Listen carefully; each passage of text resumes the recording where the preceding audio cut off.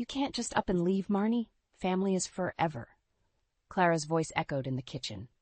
I took a deep breath, trying to steady my nerves. After 25 years of marriage, I thought Jack and I had built a life together, but lately it felt like we were drifting apart. His mother, Clara, had always been a presence in our lives, but her constant interference was taking its toll. I'm not leaving, Clara, I said, my voice strained. I just need some space to breathe. Clara scoffed, her eyes narrowing. Space? What do you need space for? You have a husband who loves you and a family who needs you. What more could you want? I bit my tongue, knowing that arguing with her was futile. Clara had a way of twisting my words, making me feel like I was the one being unreasonable. I glanced at Jack, hoping for some support, but he remained silent, his eyes fixed on the floor. I have a career, Clara, I said, trying to keep my voice even. I can't just drop everything every time you need something. Clara's face hardened. A career? What good is a career when your family is falling apart? I felt my blood boil. How dare she question my dedication to my family? I had worked hard to build a successful career, and I refused to feel guilty for it. My career is important to me, Clara, I said, my voice rising, and it's important to this family. Without my income, we wouldn't be able to afford the things we have. Clara's eyes flashed with anger. So that's what this is about? Money? You think you're better than us because you make more money than Jack? I shook my head, frustrated. That's not what I meant, and you know it. Jack finally spoke up, his voice quiet. Mom, please. Marnie works hard for this family. We should be grateful for everything she does. Clara sniffed, her eyes filling with tears. I just don't want to see this family fall apart.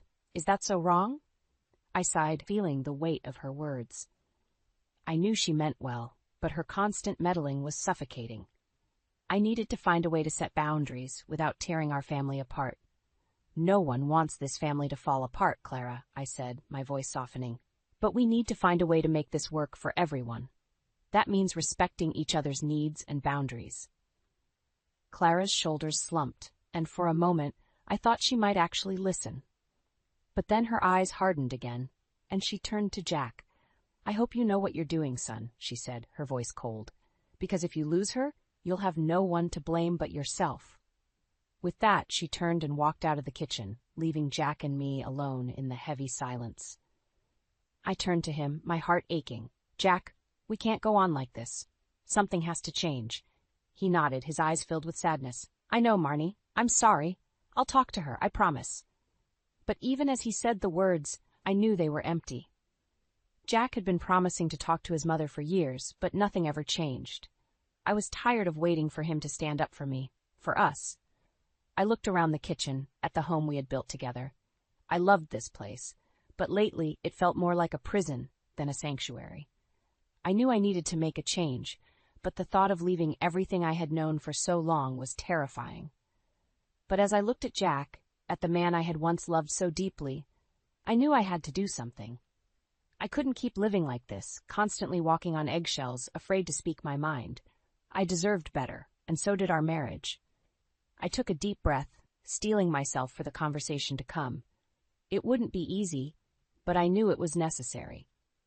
I just hoped that Jack would be willing to fight for us, to stand up to his mother and put our marriage first.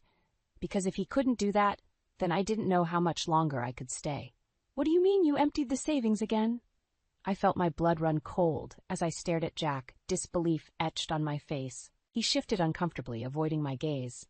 Mom needed help with some unexpected expenses. I couldn't just leave her hanging. I took a deep breath, trying to control my rising anger. Jack, we've talked about this. We can't keep bailing your mother out every time she has a financial hiccup. We have our own bills to pay, our own future to plan for. Jack's eyes flashed with defensiveness. She's my mother, Marnie. I can't just turn my back on her. And I'm your wife, I snapped, my voice rising.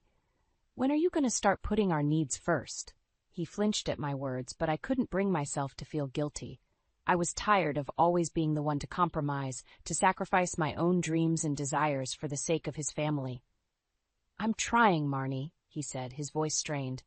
But you know how Mom can be. She's been through so much, and she needs our support. I scoffed, shaking my head. Support is one thing, but this is enabling. She's a grown woman. Jack, She needs to learn to stand on her own 2 feet.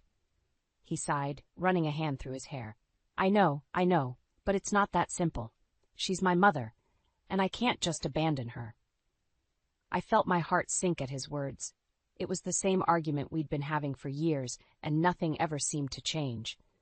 Jack was so wrapped up in his guilt and his sense of obligation to his mother that he couldn't see how much it was hurting our marriage. I'm not asking you to abandon her, I said, my voice softening. But we need to set some boundaries. We can't keep sacrificing our own financial stability for her sake. Jack nodded, but I could see the reluctance in his eyes. I'll talk to her, I promise. We'll figure something out. But even as he said the words, I knew they were empty promises. Jack had been saying he would talk to his mother for years, but nothing ever changed. She always found a way to manipulate him, to make him feel guilty for not doing enough. I sighed, feeling the weight of our situation pressing down on me. I loved Jack, but I was starting to wonder how much longer I could keep living like this. I deserved a partner who would put our marriage first, who would stand up for me and for our future together. As if reading my thoughts, Jack reached out and took my hand. I'm sorry, Marnie. I know I haven't been the best husband lately, but I promise things will get better. We'll work through this together. I wanted to believe him, but a part of me couldn't help but feel skeptical. We'd had this conversation so many times before, and nothing ever seemed to change. But I knew I couldn't give up on our marriage, not yet. I had to keep fighting for what I believed in, for the life I wanted for us. Okay, I said, squeezing his hand. But things have to change, Jack. We can't keep going on like this. He nodded, his eyes filled with determination. I know, and they will. I promise. As we sat there in the kitchen, the weight of our problems hanging heavy in the air, I couldn't help but feel a sense of unease. I wanted to believe that things would get better, that Jack would finally stand up to his mother and put our marriage first. But a part of me couldn't shake the feeling that this was just the beginning of a long and difficult road ahead. I took a deep breath, steeling myself for the challenges to come. I knew it wouldn't be easy, but I was determined to fight for my marriage, for the life I wanted for us. And if Jack couldn't see that, if he couldn't find a way to put me first, then I would have to find the strength to do what was best for myself, no matter how painful it might be. They're moving in here? Without asking? My voice cracked with disbelief as I stared at Jack, my heart pounding in my chest. He shifted uncomfortably, avoiding my gaze. Mom and Dad need a place to stay. Their house needs some repairs, and I thought it would be nice to have them closer to us. I felt my blood boil. Nice for who, Jack? Did you even consider how this would affect me, affect our marriage? He sighed, running a hand through his hair. I know it's not ideal, but they're my parents, Marnie. I can't just turn them away. I shook my head, feeling the weight of his words crushing down on me. I had just returned from a business trip, exhausted and looking forward to some peace and quiet in my own home. Instead, I was greeted with the news that my in-laws were moving in, invading my space, and disrupting my life. This is my home too, Jack, I said, my voice trembling with anger and frustration. You can't just make these decisions without consulting me. He opened his mouth to respond, but before he could say anything, the front door burst open, and Clara walked in, followed closely by Harold. Marnie, dear, you're back, Clara exclaimed, her voice dripping with false sweetness. Isn't it wonderful that we'll all be living together now? I forced a smile, trying to hide my true feelings. It's certainly a surprise, Clara. I had no idea you were planning on moving in. She waved her hand dismissively. Oh, it was all Jack's idea. He's such a good son, always looking out for his family. I glanced at Jack, seeing the guilt and discomfort written all over his face. He knew how much this would upset me, but he had gone ahead with it anyway, putting his parents' needs above our own. As Clara and Harold began to unpack their belongings, I felt my heart sink. This was supposed to be our home, our sanctuary. But now, it felt like a prison, with my in-laws watching my every move and judging my every decision. I tried to keep my composure, but as the days went by, the tension only grew. Clara openly disrespected my space, rearranging my belongings and criticizing my choices. Harold was no better, constantly demanding attention and expecting me to cater to his every need. I found myself retreating to my work, staying late at the office just to avoid going home. But even there, I couldn't escape the stress and anxiety that had taken over my life. One evening, as I sat at my desk, staring blankly at my computer screen, my colleague Sarah walked in. "Marnie, are you okay?" she asked, concern etched on her face. "You've been working late every night this week." I sighed, feeling the weight of my problems crushing down on me. "It's my in-laws," I confessed. "They've moved in with, and it's just been a nightmare." Sarah nodded sympathetically. "I understand. My mother-in-law lived with us for a year after my husband passed away. It was one of the most challenging times of my life."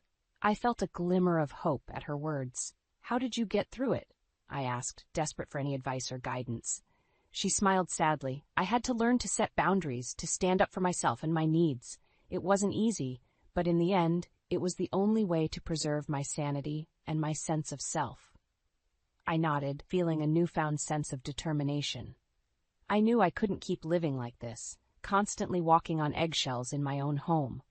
I had to find a way to reclaim my autonomy, to stand up for myself and my marriage. As I drove home that night, I steeled myself for the confrontation that lay ahead. I knew it wouldn't be easy, but I was ready to fight for my happiness, for the life I wanted for myself and for my marriage. And if Jack couldn't see that, if he couldn't find a way to put our needs first, then I would have to find the strength to do what was best for myself, no matter how painful it might be. "I can't live like this, Jack," I whispered, my hands trembling as I sat across from him at the kitchen table. The house was quiet, but the tension between us was deafening. He sighed, running a hand through his hair. "I know it's been difficult, Marnie, but they're my parents. What do you want me to do?" I felt my frustration boiling over. "I want you to stand up for me, for us. Ever since they moved in, it's been one thing after another. My belongings are being moved around, my routines are disrupted, and your mother constantly undermines me." Jack's eyes flashed with defensiveness. "She's just trying to help, Marnie. She means well." I scoffed, shaking my head. "Means well? She's manipulating you, Jack. Can't you see that? She's always making snide comments about my job, my cooking, even the way I dress. It's like nothing I do is ever good enough for her." He looked down at his hands, avoiding my gaze. "I know she can be difficult, but she's been through a lot. We need to be patient with her." I felt my heart sink at his words. It was the same excuse he always used, the same way he always justified his mother's behavior. I was tired of being patient, tired of being the one who always had to compromise. "Patient?" I asked, my voice rising. "I've been patient for years, Jack. I've put up with her constant interference, her manipulation, her disrespect. But enough is enough. I can't keep living like a stranger in my own home." He looked up at me, his eyes filled with confusion and hurt. "What are you saying, Marnie?" I took a deep breath, steeling myself for the words I knew I had to say. "I'm saying that if things don't change, if you don't start putting our marriage first, then I don't know how much longer I can do this." His eyes widened, and he reached across the table to take my hand. "Marnie, please, don't say that. I love you and I want to make this work." I pulled my hand away, feeling the weight of my decision pressing down on me. "Then prove it, Jack. Stand up to your mother. Set some boundaries. Show me that you value our marriage as much as I do." He nodded, his eyes filled with determination.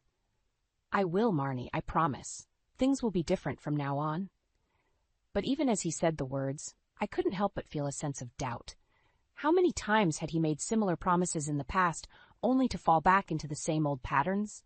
How many times had I allowed myself to hope, only to be disappointed once again? As the days turned into weeks, the tension in the house only grew. Clara's presence was suffocating, and Harold's constant demands were draining. I found myself dreading coming home each night, knowing that I would be met with another argument, another battle for control of my own life. I tried to talk to Jack, to make him see how much his parents' presence was affecting me, but he always found a way to defend them, to make excuses for their behavior. It was like he was blind to the damage they were causing, or worse, like he simply didn't care. One night, after a particularly heated argument, I found myself alone in our bedroom, tears streaming down my face. I knew I couldn't keep living like this, constantly walking on eggshells in my own home. I deserved better, and so did our marriage. As I sat there, my mind racing with thoughts of escape, of starting over, I heard a knock at the door. I wiped my eyes, taking a deep breath before opening it to find Jack standing there, his face etched with concern. "Marnie, I'm sorry," he said, his voice soft. "I know I haven't been the husband you need me to be, but I promise things will be different from now on. I'll talk to my parents, set some boundaries. I'll put our marriage first, no matter what." I wanted to believe him, wanted to trust that he meant what he said. But a part of me couldn't help but wonder if it was too little, too late, if the damage had already been done, and if our marriage was beyond repair. As I looked into his eyes, searching for the truth behind his words, I knew that I had a decision to make. I could either keep fighting for a marriage that seemed to be slipping away, or I could find the strength to walk away, to start over on my own terms. And as much as it pained me to admit it, I knew that the latter might be the only way to save myself, to reclaim the life I had lost. "It's either them or me, Jack." My ultimatum hung heavily in the air as I stared at my husband, my heart pounding in my chest. He looked at me, his eyes wide with shock. "What are you saying, Marnie?" I took a deep breath, steeling myself for the words I knew I had to say. "I'm saying that I can't keep living like this, Jack. Your parents have taken over our lives, and you've let them. You've chosen them over me time and time again, and I can't do it anymore." He shook his head, his voice pleading. "Marnie, please, they're my parents. I can't just turn my back on them." I felt my anger rising, hot tears stinging my eyes. "But you can turn your back on me? On our marriage? Jack, I've tried to be patient, I've tried to understand, but enough is enough. I deserve better than this." He reached for me, but I pulled away, my heart breaking with each step. "I love you, Marnie. Please don't do this." I looked at him, my voice barely above a whisper. "I love you too, Jack, but I love myself more. And right now, I need to do what's best for me." With that, I turned and walked out of the room, my heart heavy with the weight of my decision. I knew it wouldn't be easy, but I also knew that I couldn't keep living a lie, pretending that everything was okay when it was far from it. As the days turned into weeks, I threw myself into my work, trying to distract myself from the pain of my crumbling marriage. But even as I put on a brave face, I couldn't shake the feeling that something was off, that Jack was hiding something from me.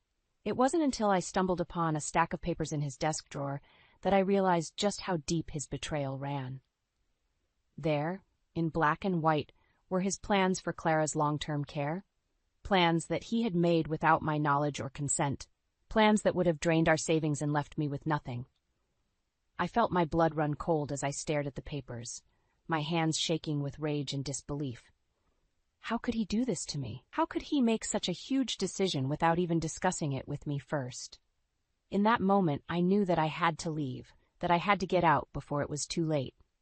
I started making secret preparations, squirreling away money and looking for a new place to live. I knew it wouldn't be easy, but I also knew that I couldn't stay in a marriage where I was constantly being lied to and betrayed. One night, while Jack and his parents were out at dinner, I packed up my essentials and loaded them into my car. I left a note on the kitchen table, explaining that I was leaving and that I wanted a divorce. I knew it would be a shock to him, but I also knew that I had to do what was best for myself, no matter how painful it might be. As I drove away from the house that had once been my home, I felt a sense of relief wash over me.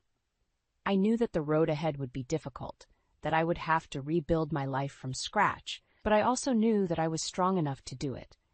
I thought back to all the times I had compromised my own happiness for the sake of others, all the times I had put my own needs last.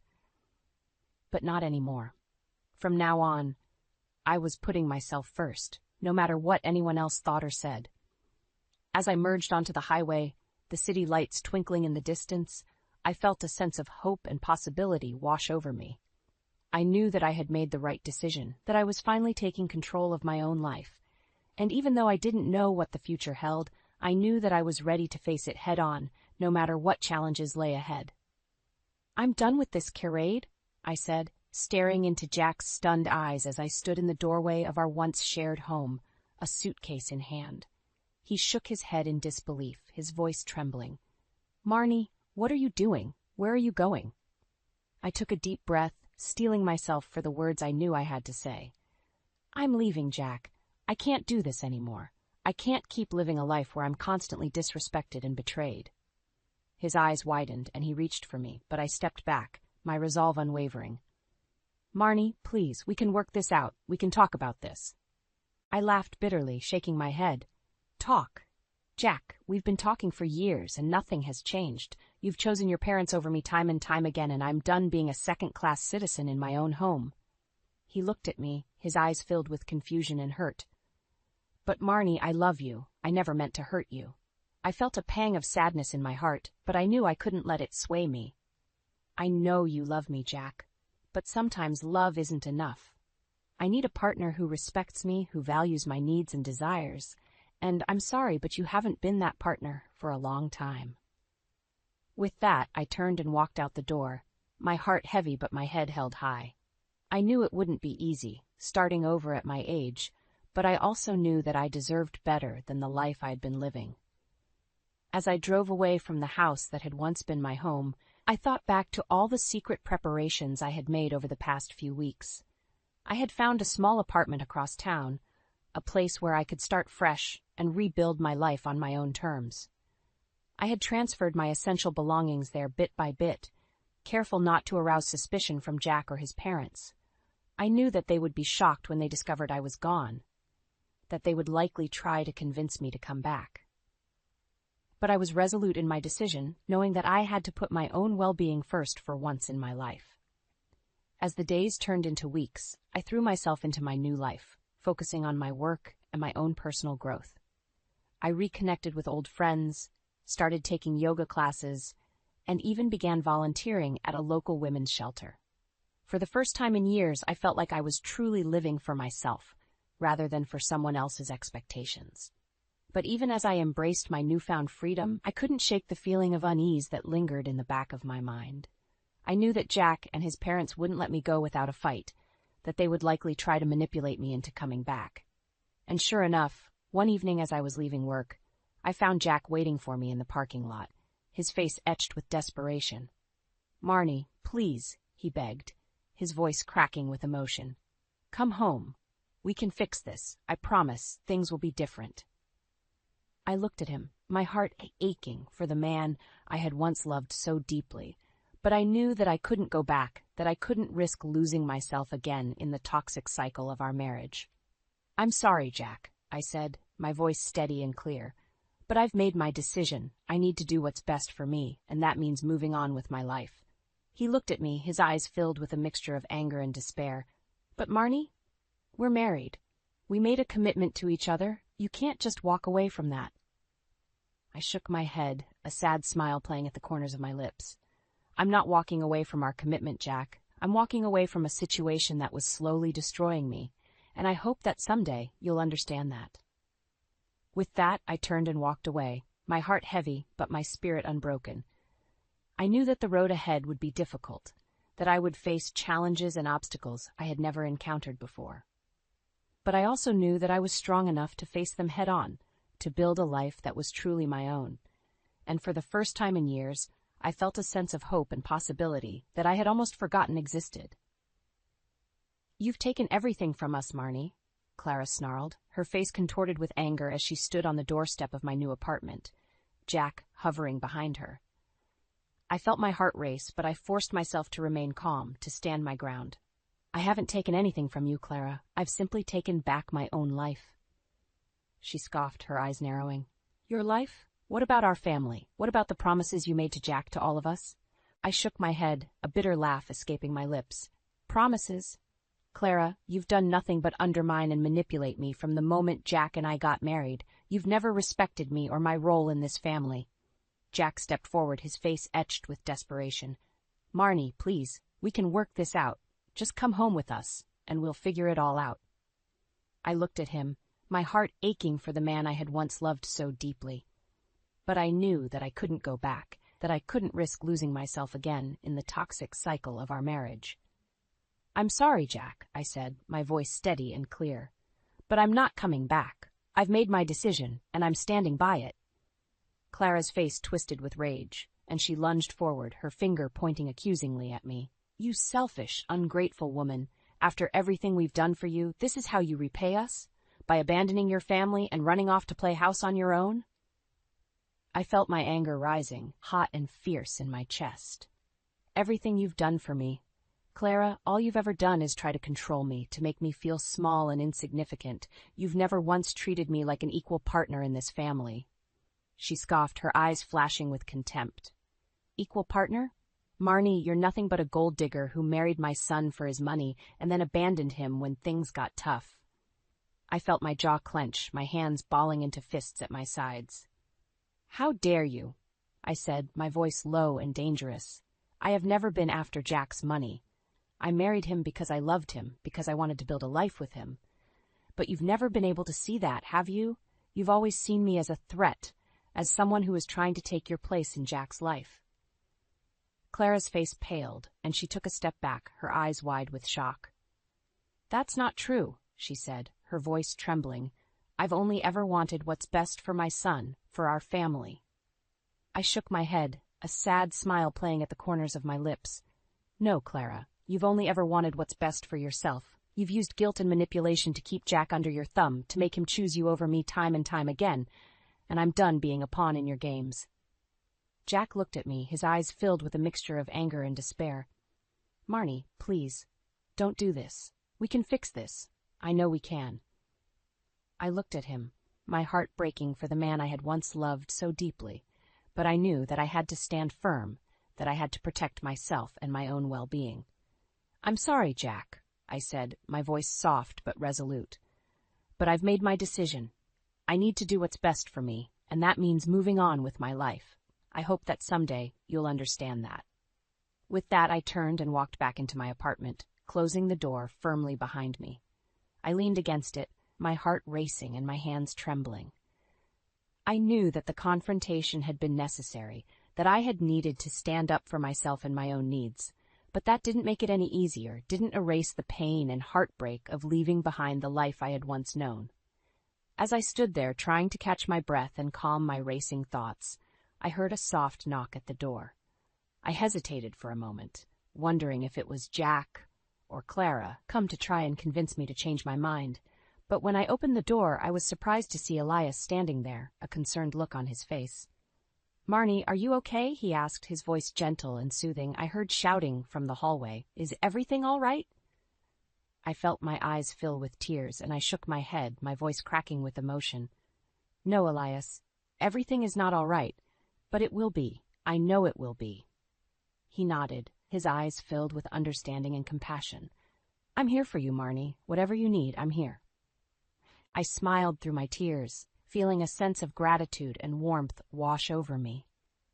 I knew that the road ahead would be difficult, that I would face challenges and obstacles I had never encountered before.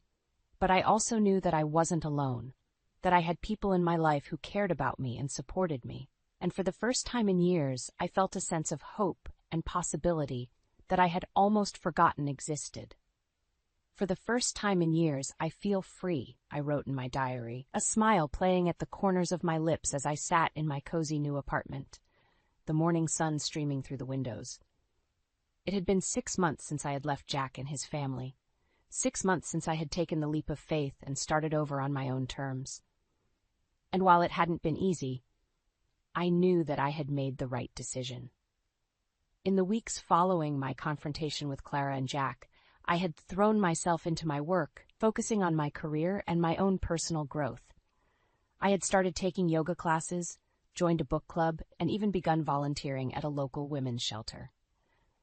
But perhaps the most rewarding thing I had done was start a support group for women who had gone through similar experiences to my own. Every week, we would meet at a local community center, sharing our stories and offering each other support and encouragement. As I sat there, listening to the other women talk about their own struggles and triumphs, I felt a sense of connection and purpose that I had never experienced before. I knew that I wasn't alone, that there were other women out there who had faced the same challenges and come out stronger on the other side. One evening, after a particularly emotional meeting, I found myself walking home with Sarah, my colleague and confidant. We had grown closer over the past few months, bonding over our shared experiences and our determination to build better lives for ourselves. "I'm so proud of you, Marnie," she said, her voice warm and sincere. "You've come so far in such a short time. I know it hasn't been easy, but you've handled everything with such grace and strength." I felt my eyes fill with tears, and I reached out to hug her, feeling a sense of gratitude and warmth wash over me.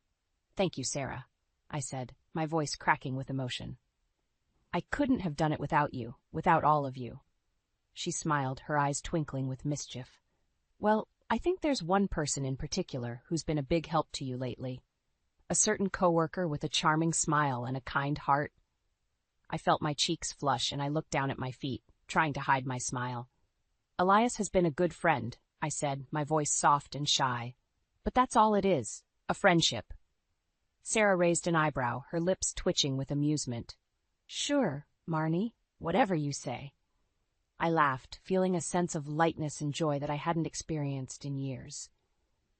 I knew that Sarah was right, that there was something special growing between Elias and me. But I also knew that I needed to take things slow, to focus on my own healing and growth before I could even think about starting a new relationship. As I walked into my apartment that night, I couldn't help but feel a sense of pride and accomplishment. I had come so far in such a short time, had faced my fears and taken control of my own life. And while I knew that there would still be challenges and obstacles ahead, I also knew that I was strong enough to face them head-on. I thought back to the life I had once known, to the years I had spent trapped in a toxic and unhealthy marriage. I thought of Jack and Clara, struggling to adjust to their new reality without me, living in a cluttered and chaotic house that they could barely maintain on their own. A part of me felt a twinge of sadness for them, knowing that they were facing the consequences of their own actions and choices. But I also knew that I couldn't dwell on the past, that I had to keep moving forward and building the life that I wanted for myself. As I sat down at my desk, ready to start a new day and a new chapter in my life, I couldn't help but smile. I knew that the road ahead would be long and winding, that there would be ups and downs and twists and turns. But I also knew that I was ready for whatever lay ahead, that I had the strength and the resilience to face anything that came my way. And for the first time in years, I felt truly happy, truly at peace with myself and my choices. I knew that I had made the right decision, that I had taken back my life and my freedom, and I knew that no matter what happened next, I would never let anyone take that away from me again.